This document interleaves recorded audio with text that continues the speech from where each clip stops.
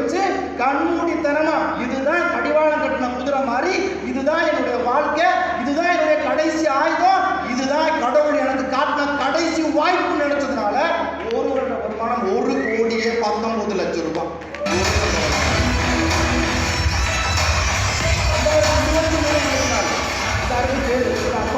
என்னுடைய pan number, என்னுடைய address, என்னுடைய பேர் என்ன இருக்கு.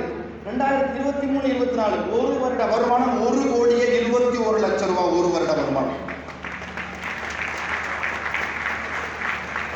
2024-25 அசைன்மெண்ட் பினான்சியல் இயர் 1,26,00,000 ரூபாய். அன்பு சார் சொன்னாரு, நீங்க ஒரு வேலையை போய் சேர்ந்தீங்கன்னா சேரும் போது என்ன வேலையை செஞ்சீங்களோ அதே வேலையை ரிட்டையர்ட் ஆகிற வரைக்கும் செய்யணும். கரெக்டா? ஒரு வாத்தியார், சயின்ஸ் வாத்தியார் வேலையை போய் சேரும் போது சயின்ஸ் பாடம் என்ன நடத்தினாரோ அது ரிட்டையர்ட் ஆகும் போது அதே பாடத்தோட அவர் ரிட்டையர்ட் ஆவார். கரெக்டா?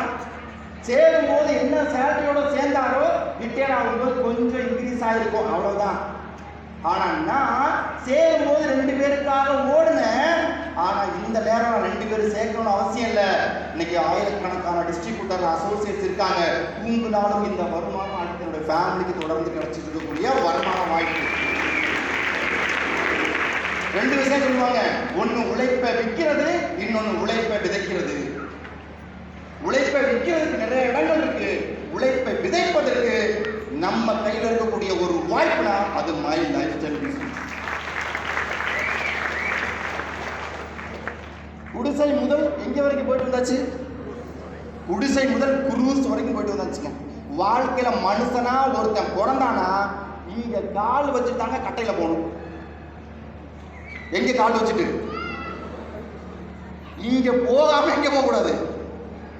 இங்க போகணும்னா நீங்க ஒரு வருஷத்துக்கு குறைஞ்சது 1 கோடி ரூபாய் சம்பாதிக்கிற நபரா நீங்க மாறணும். அப்படி மாத்துறதுக்கு மைலஸ் பிசினஸ் நம்ம லீடர்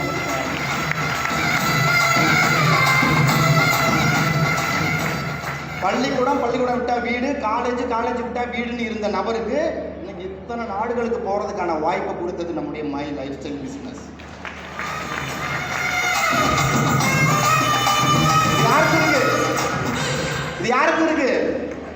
யாருக்கு இருக்கு? ஒண்ணு கவலைப்பட